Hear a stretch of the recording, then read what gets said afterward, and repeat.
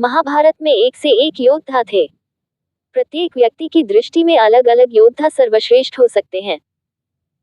किसी के लिए अर्जुन सर्वश्रेष्ठ थे तो किसी के लिए कर्ण, किसी के लिए अश्वत्थामा तो किसी के लिए भीम। कोई बर्बरीक को तो कोई घटोत्कच को सर्वश्रेष्ठ योद्धा मानेगा, कोई एकलव्य को तो कोई द्रोण या भीष्म को। लेकिन हम आज आपको बताएंगे सर्वश्रेष्ठ योद्धा कौन थे। भगवान श्री कृष्ण को तुलना में शामिल नहीं किया जा सकता। कर्ण को क्यों मानते हैं सर्वश्रेष्ठ योद्धा? दरअसल कर्ण ही एक ऐसे सर्वश्रेष्ठ योद्धा थे जिन्होंने विपरीत परिस्थिति के बावजूद खुद को एक श्रेष्ठ योद्धा के रूप में स्थापित किया था। आओ जानते हैं कर्ण के बारे में वे तथ्य जिनके कारण उन्हें महान योद्धा माना जा सकता है। नंबर 1, अर्जुन का साथ देने के लिए जगत के स्वामी थे, लेकिन कर्ण का साथ देने के लिए दुर्योधन ही था। अर्जुन पूर्णतः श्री कृष्ण पर आश्रित थे, जबकि इधर दुर्योधन खुद कर्ण पर आश्रित था। नंबर 2, कर्ण को द्रोण ने वह संपूर्ण शिक्षा नहीं दी जो उन्होंने पांडवों या कौरवों को दी थी। फिर भी कर्ण ने परशुराम से बची हुई शिक्षा हासिल कर ली थी। यदि कर्ण अर्जुन के बराबर योग्य नहीं होते तो भगवान परशुराम कर्ण को शिक्षा देने के लिए तैयार नहीं होते। नंबर 3, कर्ण एक सच्चे मित्र होने के साथ साथ ही दानवीर भी थे। स्वयं भगवान श्री कृष्ण इस बात की पुष्टि करते हैं कि कर्ण से बड़ा दानी कोई नहीं। नंबर 4, श्री कृष्ण की योजना के तहत कर्ण के कवच और कुंडल को छलपूर्वक अर्जुन के पिता इंद्र द्वारा हथिया लेने के बावजूद कर्ण ने युद्ध को एक योद्धा की तरह लड़ा। नंबर 5, कर्ण ने जरासंध को अकेले हराया था, वही भीम ने श्री कृष्ण की मदद से जरासंध को छल के द्वारा मारा था। नंबर 6, कर्ण के पास भगवान परशुराम द्वारा दिया गया शिव का विजय धनुष था।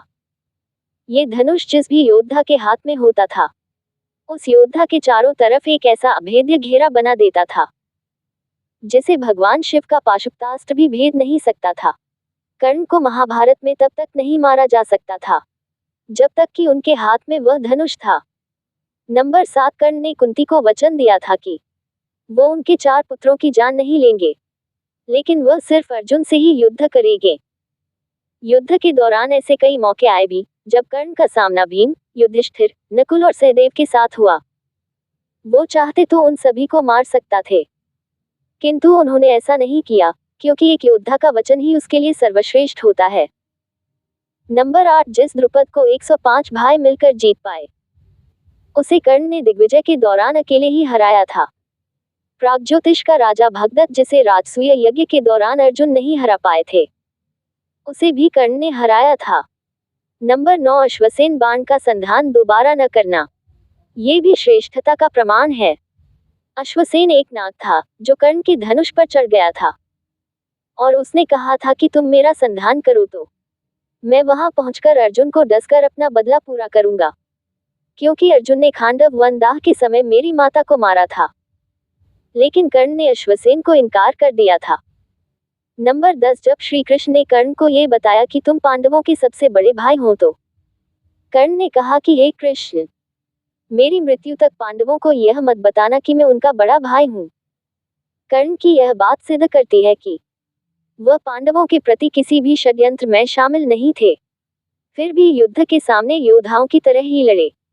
नंबर 11, महाभारत के एक प्रसंगानुसार जब कर्ण के बाणों के प्रहार से अर्जुन का रथ कुछ दूर पीछे चला जाता है और कृष्ण उनकी प्रशंसा करते हैं, तब अर्जुन कहता है कि मेरे बाणों से कर्ण का रथ कई गज पीछे चला गया, तब आपने मेरी प्रशंसा नहीं की।